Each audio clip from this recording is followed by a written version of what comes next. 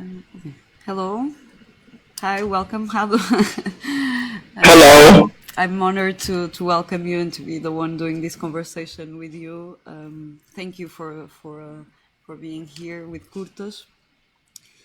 Thank you for the We are going invitation. to talk, And both of us, for you to talk a little bit about the program Curtas organize, which is a program of a selection of some of your short films that tries to do kind of like.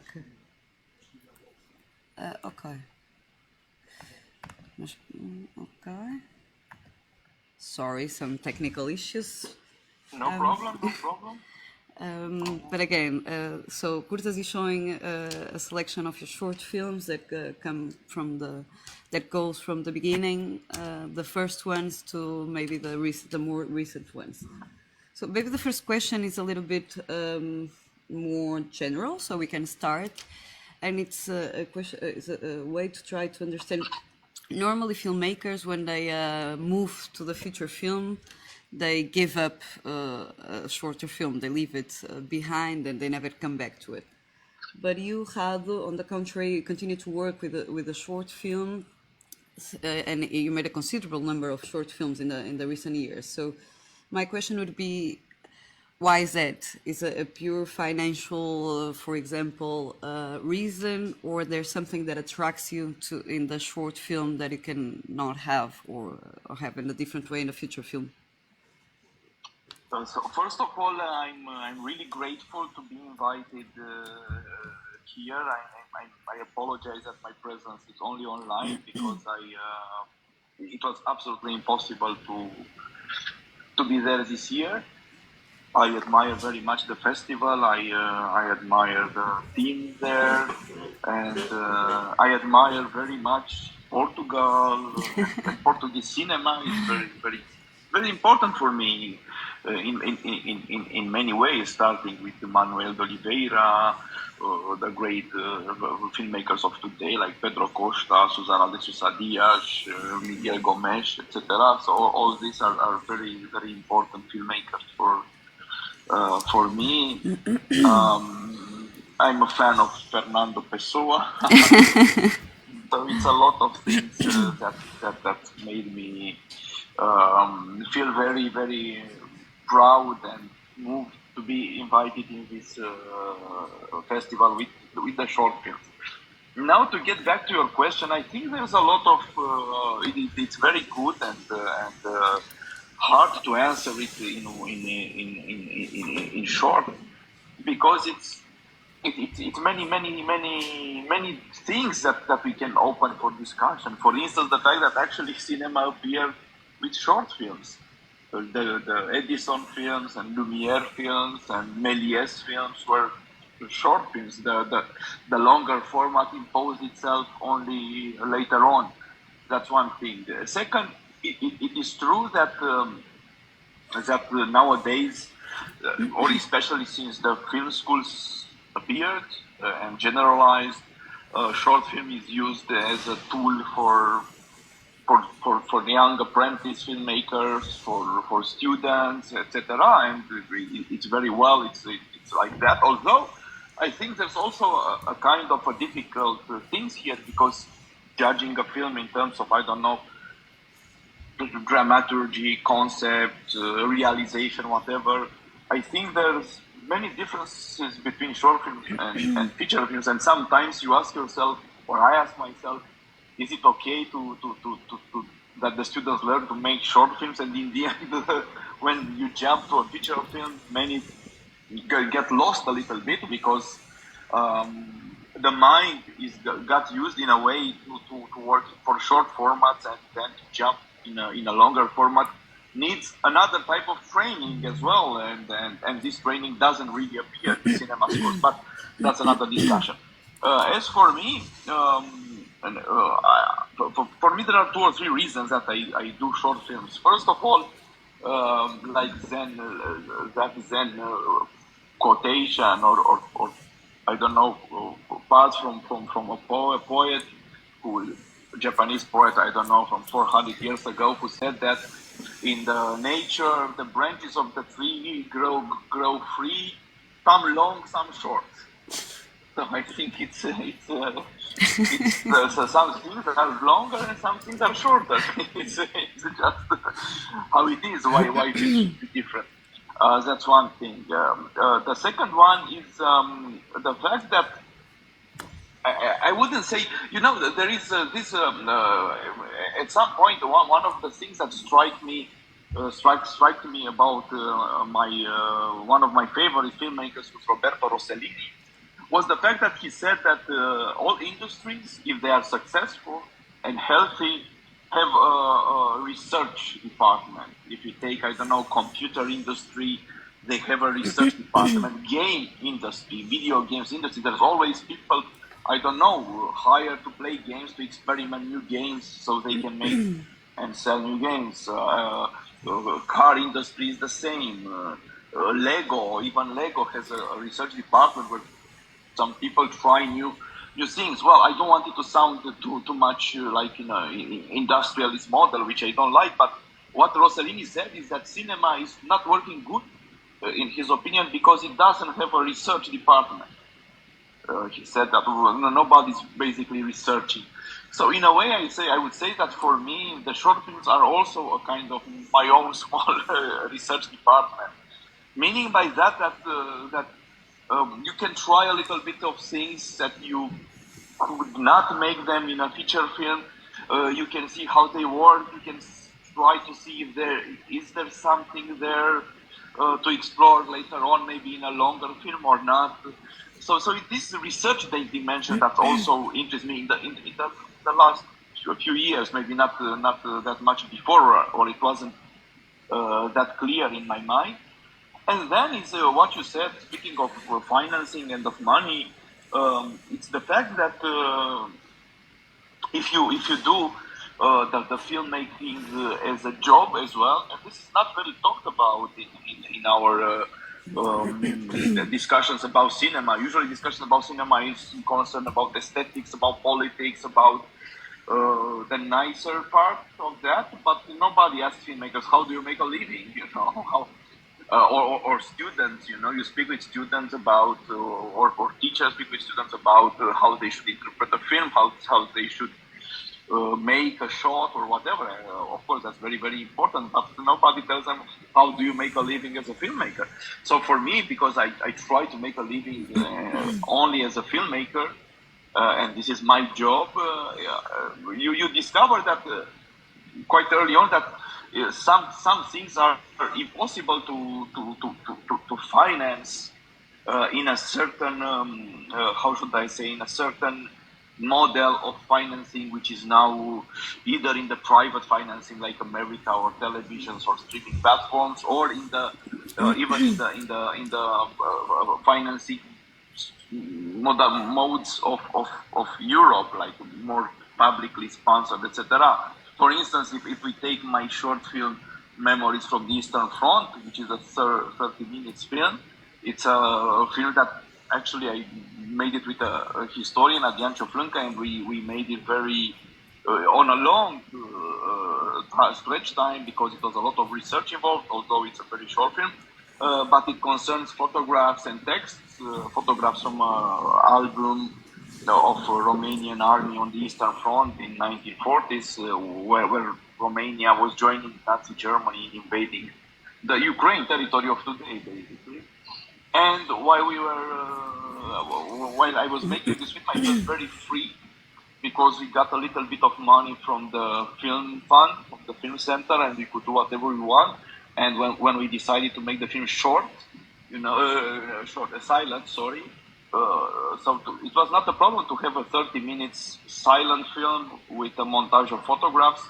But if you try to do a 90 minutes short film with photographs and silent, then it will be almost impossible to finance. It will be impossible to sell it. It would be almost impossible to show it anywhere, because of the how the things are compartmentalized and organized.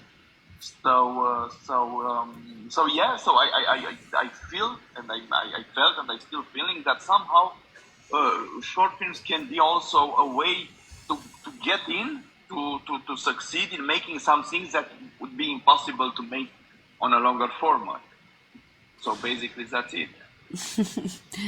So let's talk. And, Let's uh, have. and also there's also one more very important thing that I'm sorry.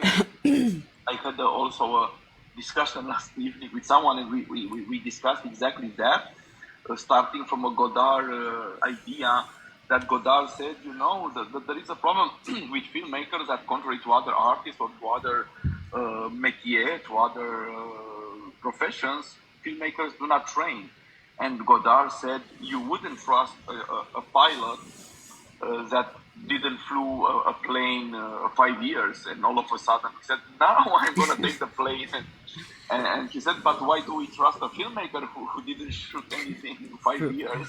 And so it's also the question of exercising. For me, that's very important. I feel that if I'm not exercising or working for different things every day, in a way, a few hours at least, even if I might have a free day,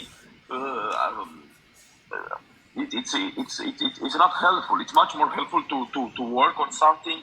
It makes life a little bit less neurotical. But also you have to train, like a violin player plays every day, like a sportsman,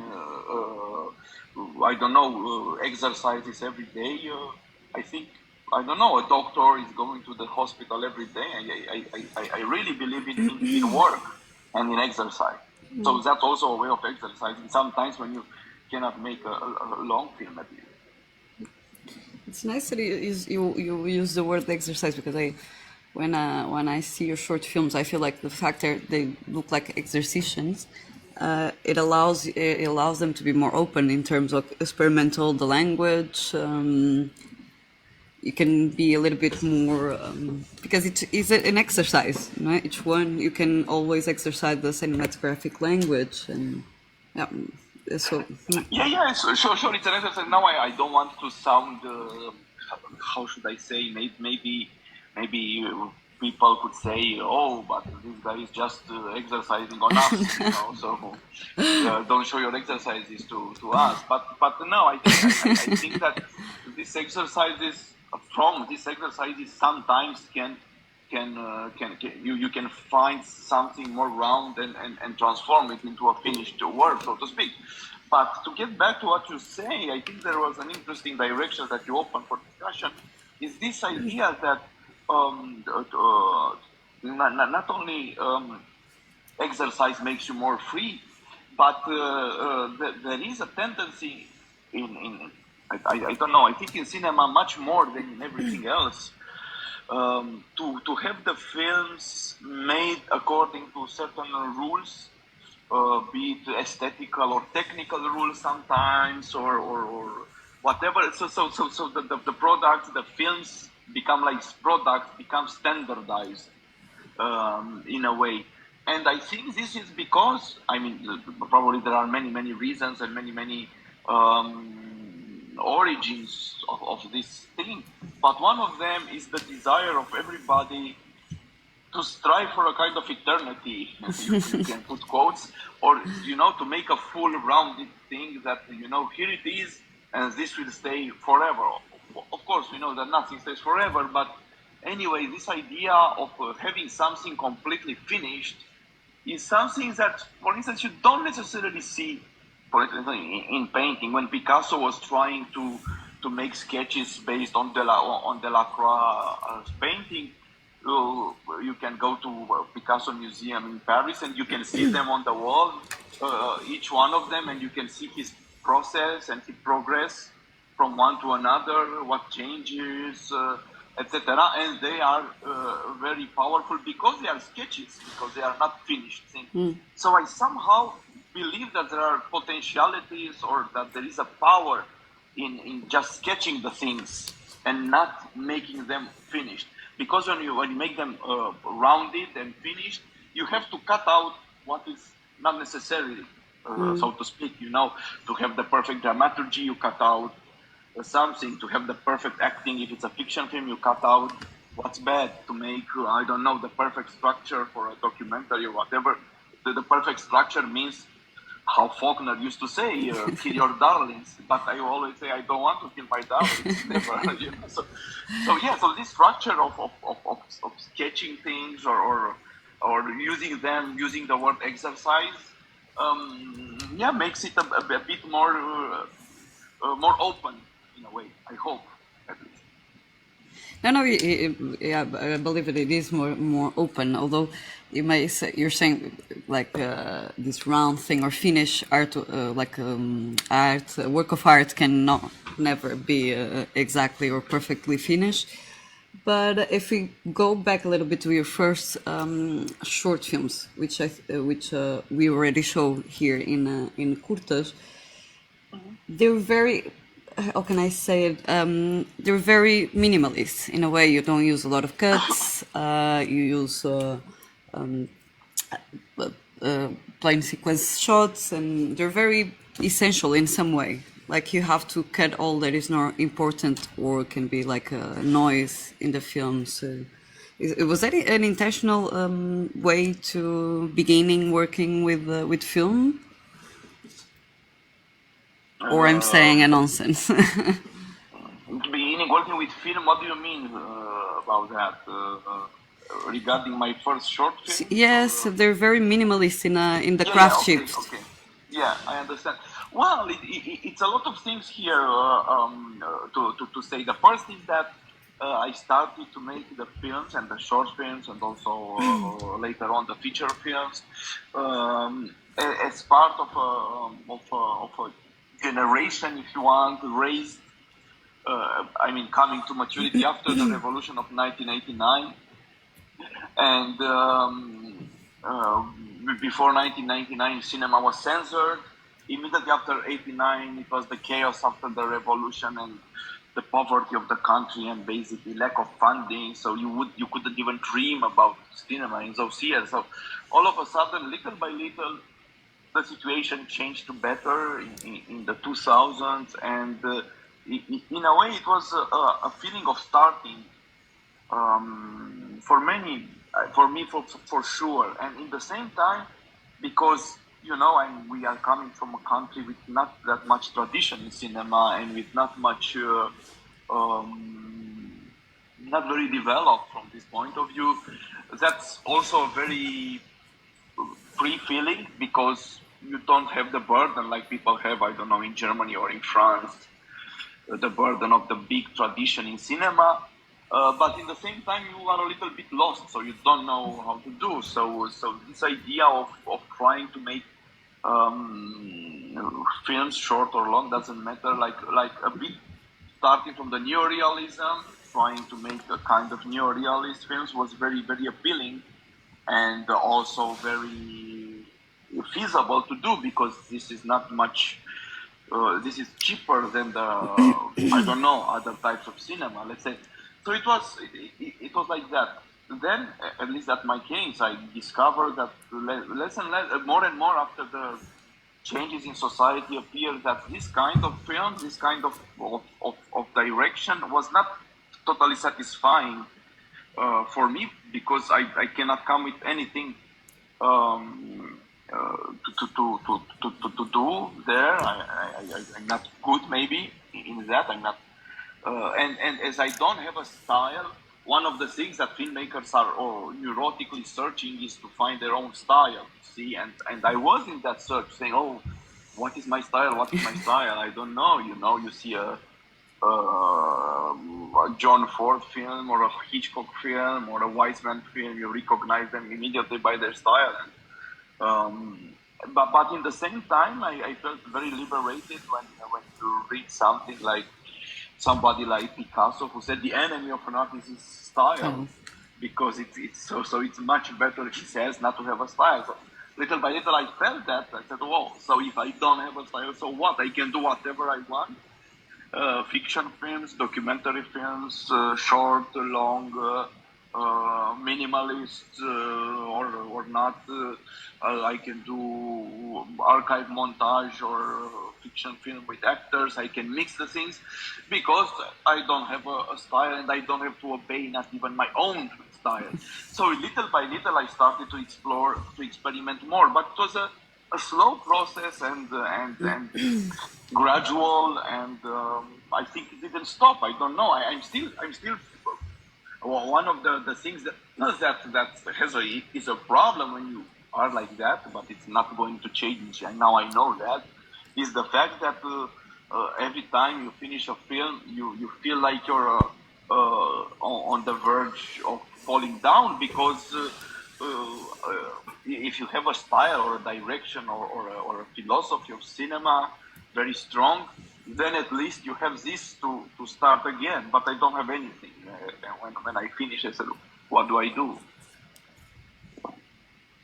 Yeah, philosophy of cinema. Although you may not have a philosophy of cinema, you are, I believe it, very inspired by literature and philosophy, if I'm not mistaken. No, but that's yeah, that's a few things. Yeah, it's an interesting observation, because I feel like saying at the same time very strongly yes and very strongly no. It's yes, because I think everything can take part in the way someone thinks about cinema. Not only literature, not only philosophy, not only the history of cinema, but what is around, but what is in history, what is in politics, what is in nature, what is in science, everything. Cinema has this big quality, I think, that it can include in it a lot of directions, a lot of things, and from this point of view, I would say yes. From another point of view, I would say no, because usually when people discuss cinema as related with, I don't know, literature or philosophy or history or whatever, it ends up being something very pretentious a lot of time, or something very dry intellectually, or something very high class in a way, classist as well. But it's not my case, and I think it's not the case of any real filmmaker from this point of view. Because for me, for instance, literature is part of my life as everything else, or history, or interesting history, or philosophy, whatever. Everything is part of my life, and not to pretend I'm superior, or that cinema should be like that. This is why, I mean, my taste as a viewer, I'm speaking now, and if we only stay in the cinema field, is for everything. I'm interested in mainstream cinema. I'm interested in short films. I'm interested in experimental films. I'm interested in documentaries. I'm interested in fiction. I'm interested in TikTok movies, or what's happening on TikTok or on Instagram. For me, all of these are part of cinema. And I was confirmed by that, if you want, reading an interview with Jacques Rivette, who's someone I deeply appreciate, not only as a filmmaker, but also as a thinker about cinema. And he said the same. He said people who pretend to see only intellectual films and don't want to go see a mainstream film, they don't really love cinema. But also the opposite. People who only go to see a James Cameron movie or a Scorsese film and don't want to see a Strobe film, or I don't know who else he gives example, Marguerite Duras film, Marguerite Duras film, they are also not loving cinema, because cinema is all of this. So if you're interested in cinema, and I believe he's right, or at least I feel that very deep in myself, I don't shy away from anything. I mean, I have my preferences, of course, but I can watch an American blockbuster, criticize it if it's necessary, as I can watch a small experimental film and criticize it if it's necessary, on my part. So, yeah. And I believe all of it works as a source of inspiration. Oh, yeah, not to mention that, Yeah, everything is like that. You talk about history, and I'm particularly impressed with the short films you have, where the history is the main issue, or where not properly, maybe not history, but I think you said it before. But the relationship we have with history. So my question would be actually, having this such a large guise or definition towards cinema. How can cinema, which role cinema actually plays in this relation with the history, and how can it shape our relation with it? Oh, it's a I was bigger thinking question. into the marshals to executions, for example. Look, the interest in history is actually not an interest in history itself, because usually when, I mean, I don't know, maybe in Portugal it's different, but when people say I'm interested in history and I'm passionate about history, usually it means something quite very different from what I understand, because usually it means that people are interested in Roman Empire or this paraphernalia of history, uniforms or whatever. There's a lot of magazines about history, about kings, princes, whatever. And for me, this is not. I'm not at all interested into that. No. I mean, maybe very little, but it's not the main issue. The main issue came to me because, as I said, I was a teenager immediately after the 1989 revolution, and before that, in the communist dictatorship, the history was heavily controlled, and the discourse and the discussions about the past was not free. It was only one how should I say, one official position, and that was that. You couldn't have another position. You couldn't have another idea about the past. So we all knew only one type of history, if you want, and that which was heavily nationalistical and patriotical, etc. And then when you discover, I discovered with shock everything that was the dark parts of Romanian history in the last 100, 200 years, to starting with the participation in the Second World War, with Holocaust, with the mass killings of the Jews, of the Gypsies, the slavery of the Roma population, all these things that left a big impression on me, not as a filmmaker or as a future filmmaker, but as a citizen. I was really, really shocked by these things.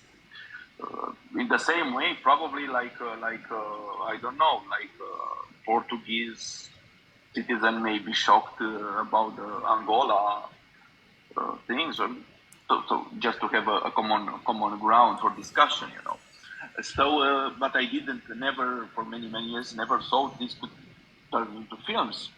But after a while, I made one historical film. I felt it was necessary well, that's a stupid word. I thought I wanted to do it because I felt that the racism against the Roma population was so big, and in Romania it still is so big. And if you look back, when does it start? You discover that it was a slavery time, where Roma people were slaves, exactly like black people in America, etc. So that was the origin, and I wanted to touch this. And then from one, I went to another and to another. But as I said, not interested in history, but in this dark spot and in the relationship between past and present, because I felt I wouldn't touch a topic which is closed. I wouldn't make a gladiator film, I don't see any reason for that. It's or the fall of I don't know, Byzantine Empire or whatever. This kind of things. I'm not about Cartagena. I don't know. I like a Flaubert novel. It's okay. Everybody can do whatever they want. I'm not interested, as I said. So that's one thing. Then, and this is where your question is, I think, critical. Is where you say, what can cinema bring to this? And it's true that most of the time when films deal with history, they don't bring much.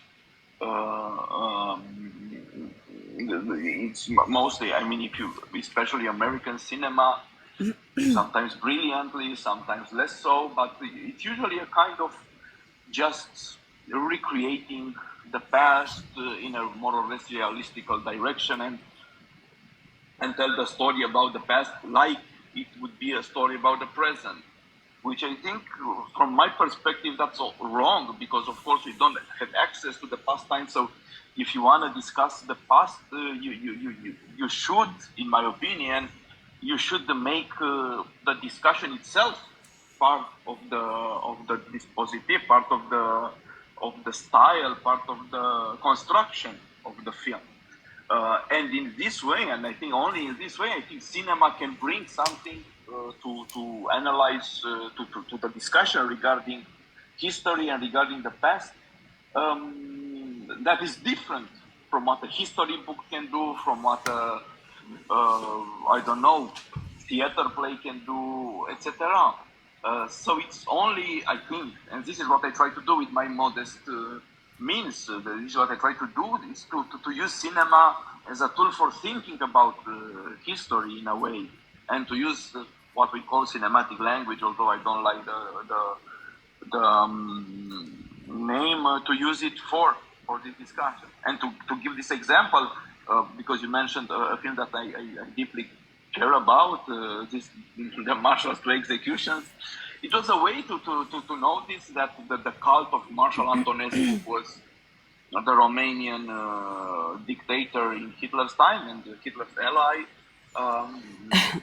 After the revolution, he became a cult figure, and a filmmaker like Sergiu Nicolaescu, who used to be Ceausescu's regime official filmmaker, all of a sudden showed his fascist face and made this film about the marshal, trying to make a kind of hagiography of him.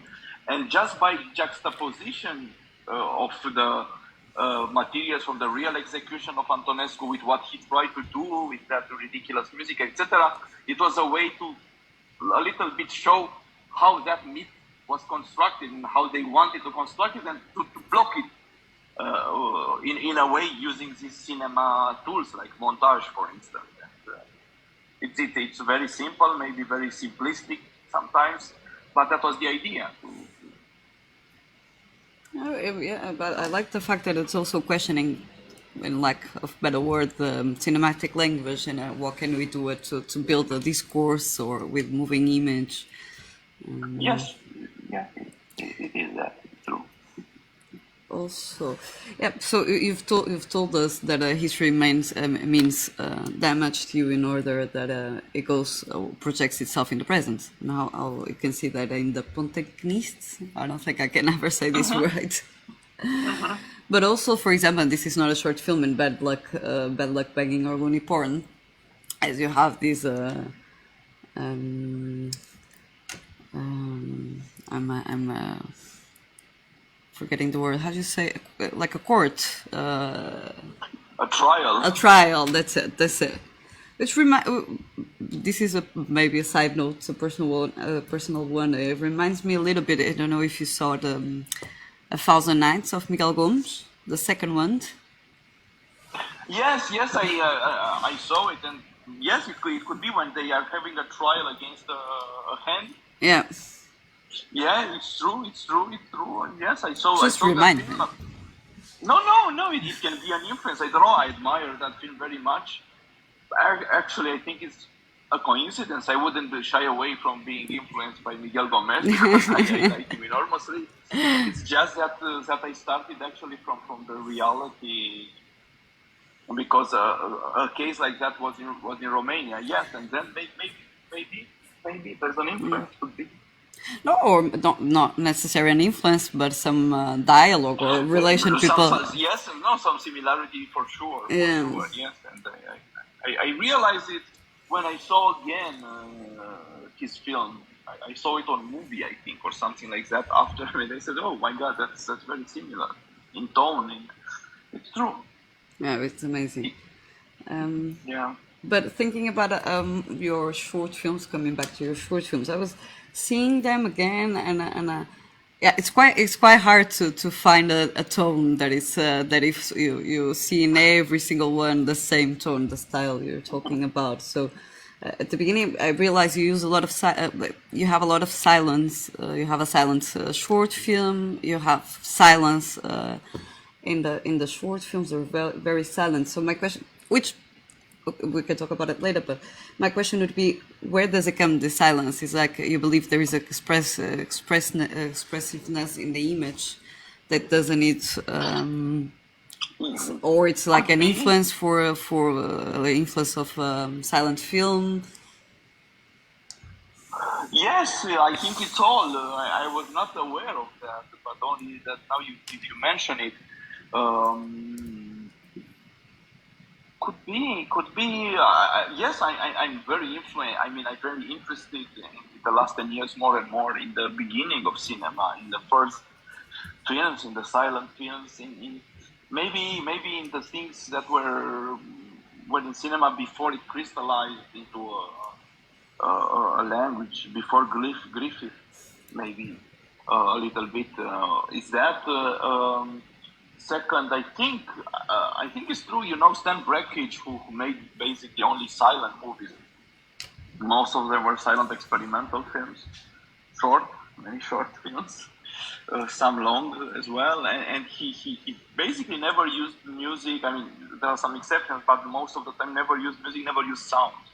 His films are silent. And he used to say that he makes silent films so that, I mean, films with only with images, so that people will really look at those images and not, you know, listen to a soundtrack or to some music which changes the perception and changes the meanings, etc.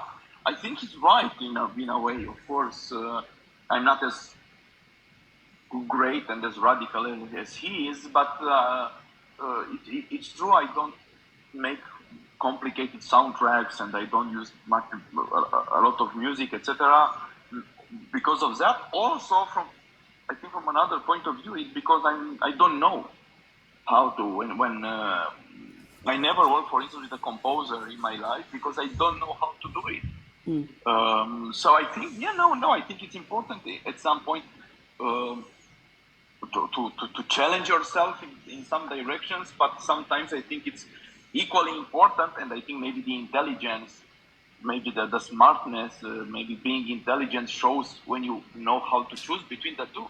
So I think it's important in some cases to say, okay, this I don't know and I don't do it because I don't know how to do it. So yeah, it's true that because I don't know, I like music like everybody and I like certain types of music, etc. But I don't have a musical education and I don't have a musical ear and I don't have a musical sensibility. I don't know. I wouldn't know how to work, for instance, with a composer.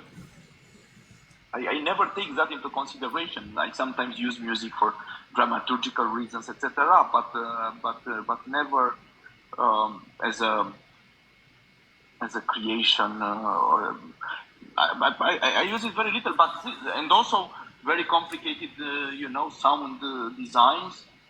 No idea how to make them, so it's true. So it's incapacity. But one of the important things I think in all arts, not only in cinema, is exactly to know how to go on not being very talented or very capable in doing something. This is why, for instance, I'm very, very interested in Warhol cinema, in Andy Warhol cinema, which his cinema is actually much more complex and much more powerful than most of the people I think know, because his films are not well known. It's very difficult to find them, only some special screenings here and there, or of course on the pirate site you can find some of them, but not that many. And I think Warhol was a master also in working with his limitations, in putting the limitations to become advantages in the film.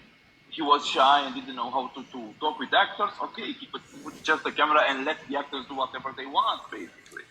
Or use somebody else to direct the actors. There's some direction there, Chuck Vine, I don't know, other to speak with the actors from outside the camera. He didn't say, I would have to challenge my limits and now direct the actors myself. No, on the contrary, he was like a Taoist master, in a way, trying to use his inabilities, to use his incapacities, to use what he couldn't do, to accept that and to work with what was left. Not very much, but these small things that existed there become a big work. Yeah.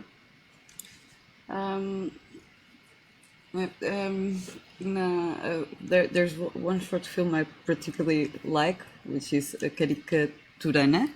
I say that right? Yeah. Yeah, because Yeah. in my research I work with with gesture, and the cinema Aha. is a gesture of showing. So I was quite surprised to see it, and I really enjoy it. Mhm. So see, we were talking about silent, but then again, in this short film, is you imprint the present somehow through words or text, as you might say. So how do you always going like I feel like you always balance between this moving image and word, and which prevails in between, and silence is like in the middle of it. I don't know if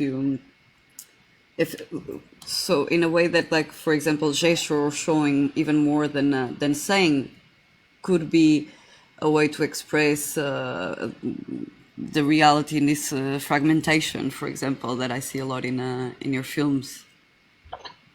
Oh, well, there's yeah, you mentioned that particular very short film, this Caricaturana, which is,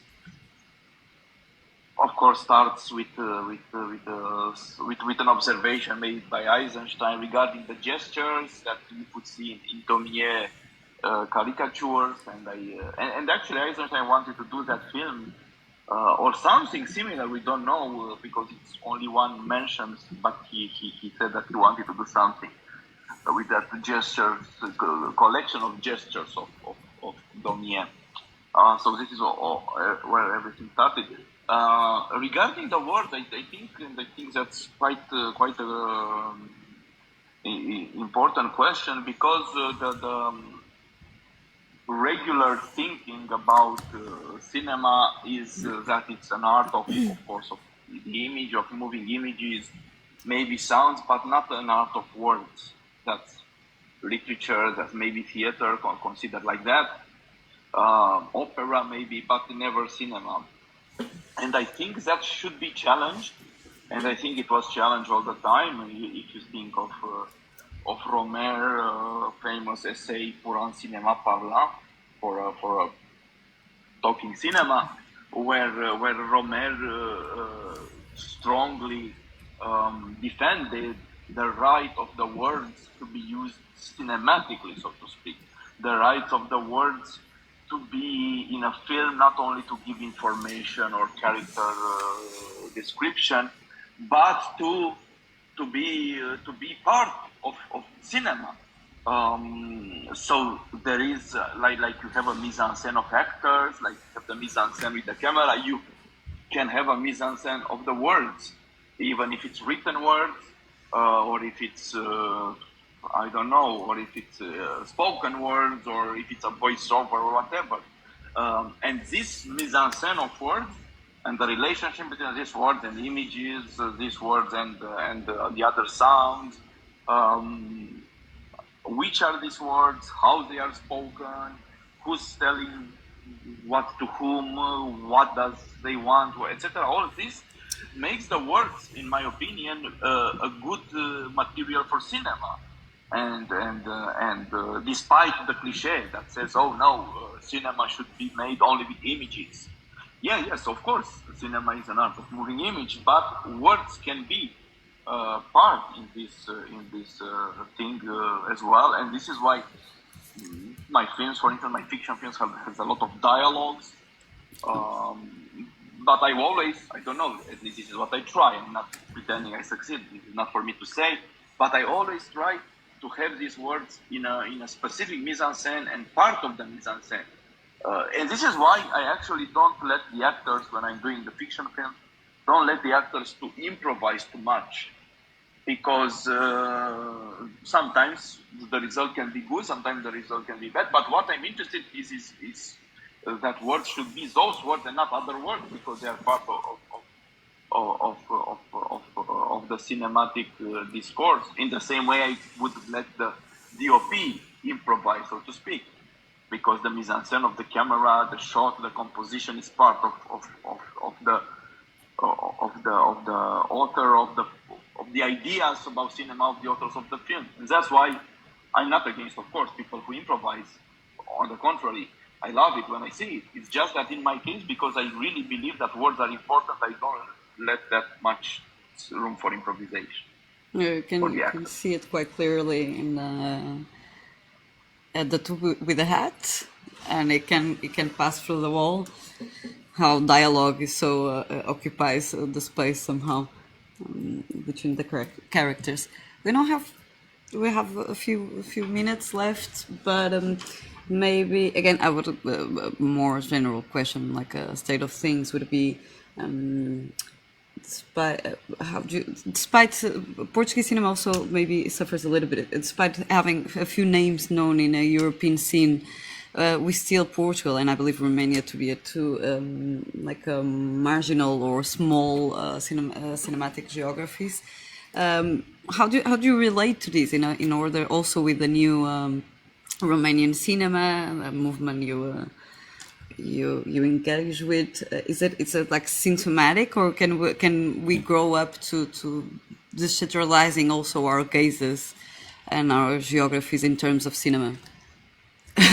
Well, I think first of all, I think there's quite a lot of differences despite the similarities. For me, Portuguese cinema, one of the strengths of the Portuguese cinema is its diversity. That you can have someone like Pedro Costa, who's great in making his films, but then Susana de Sousa Dias is making very different films, and Miguel Gomes is making very different films, etc.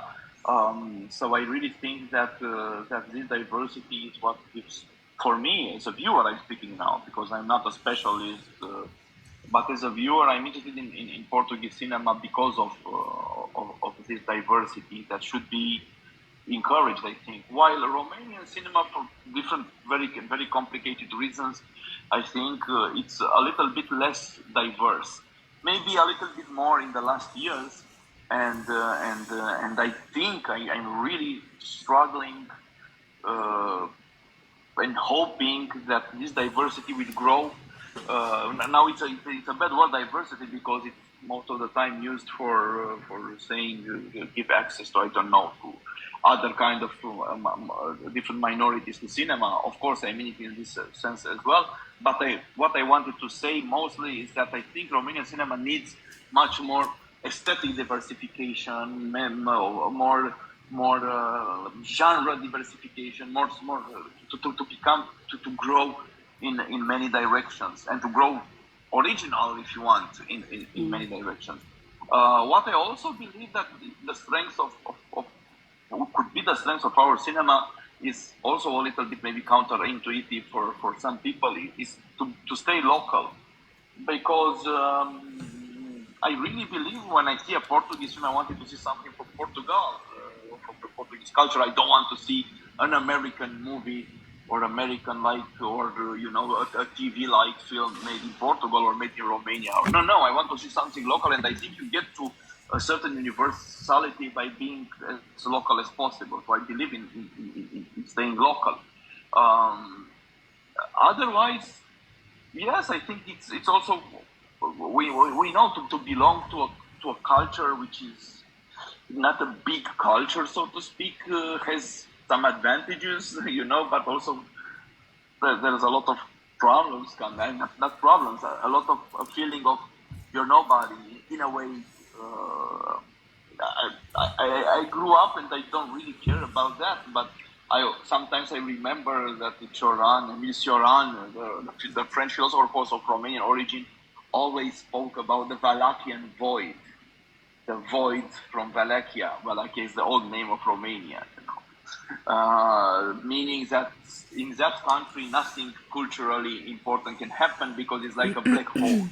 Everything stays there and nothing goes up. Like we spoke before we started here, that Romania has a really great poets, many great poets, great poetry. Very hard to translate because it's very connected with the Romanian language, most of it.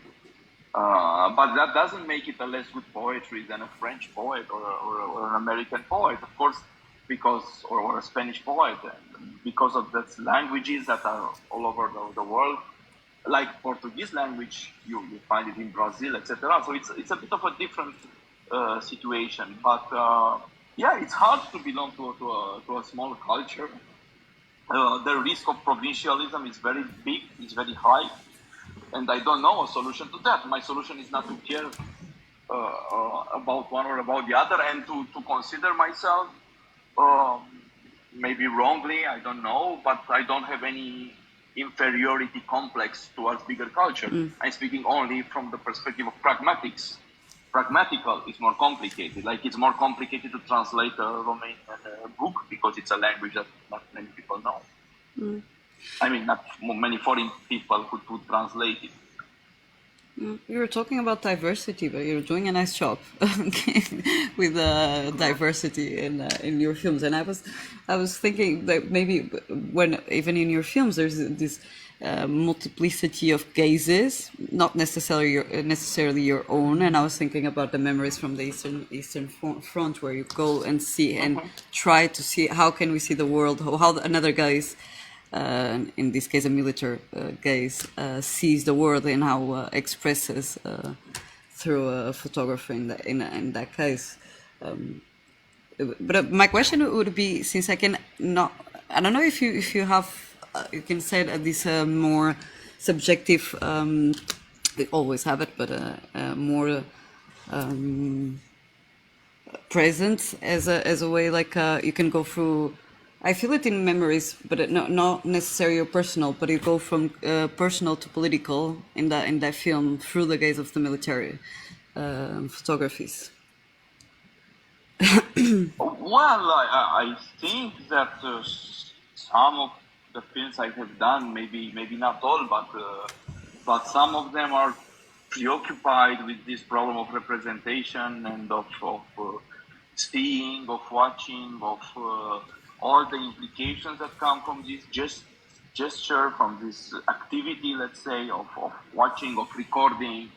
And well, it's interesting because Romania was basically never a colonial power.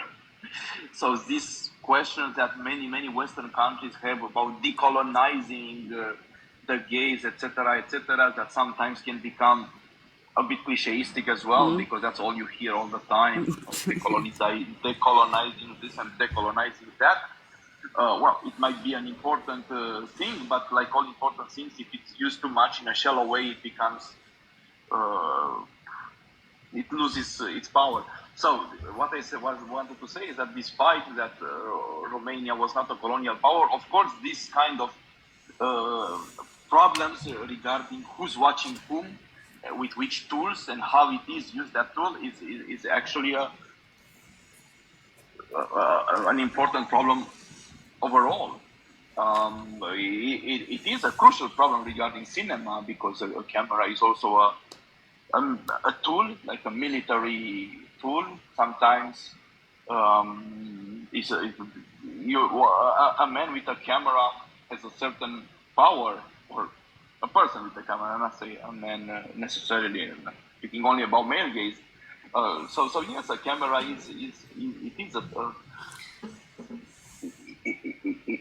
it has a power. It's a power instrument, and I think it's not a coincidence that photo cameras multiplied and cinema appeared at the height of colonialism in a way, because it's the same impulse. Sometimes I think of that. You just go, you bring something from afar to you. You bring an image into your house. You bring an image from 1,000 kilometers away, and you bring it to you.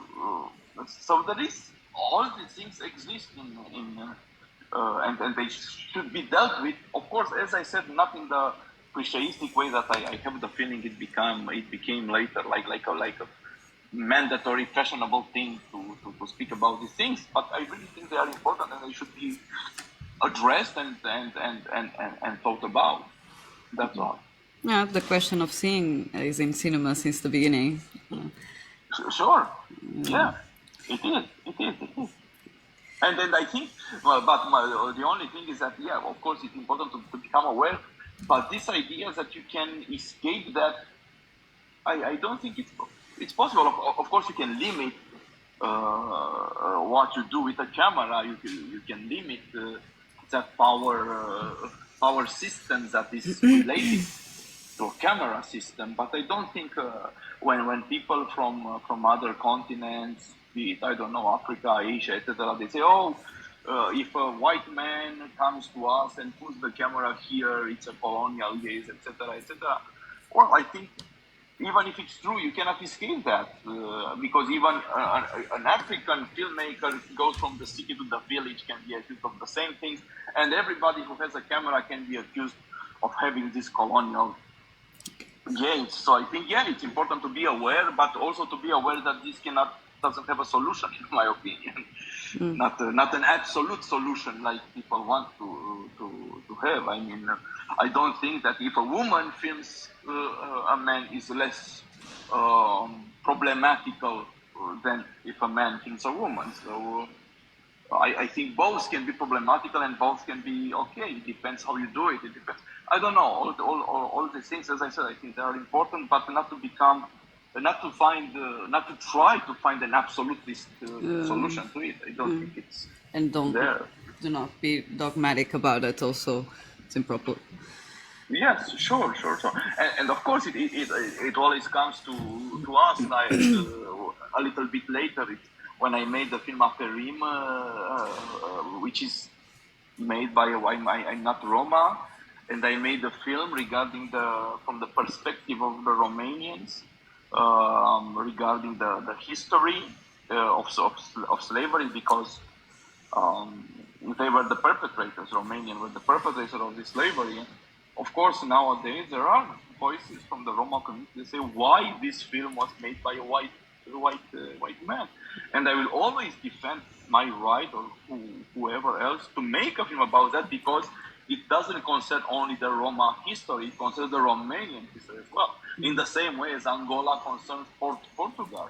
You see, so yeah, but it depends how you do it. Of course, it's not. I'm not absolutist here either.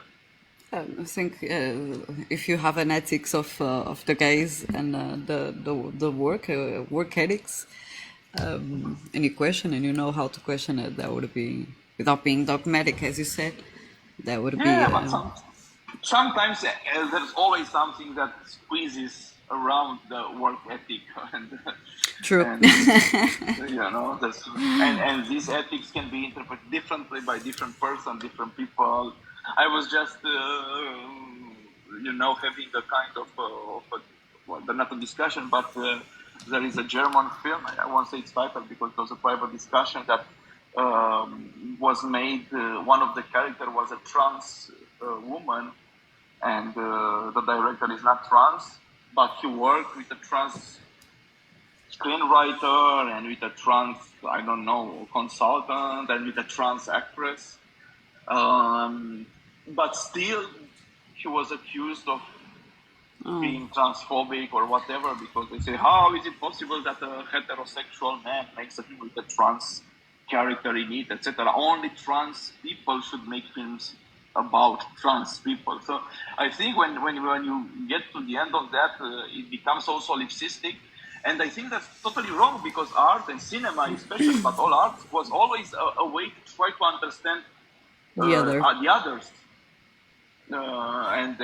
If each category can do things for itself, I think it becomes totally uninteresting, and people are totally afraid of doing that. Of course, it depends, as I said, how you do it. And in the case of the filmmaker, he took all the precautions necessary, working with so many trans people, trans consultants, trans writers, and in the end, people say, no, you are not allowed to do that.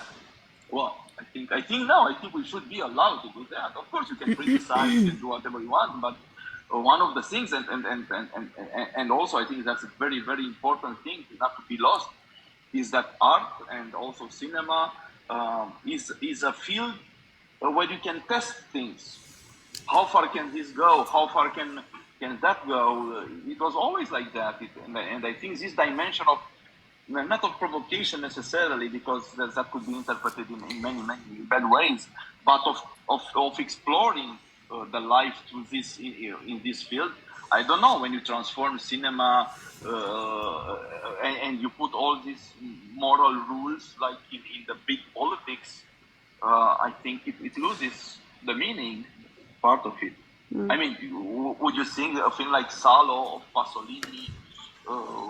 João César Monteiro. Yes.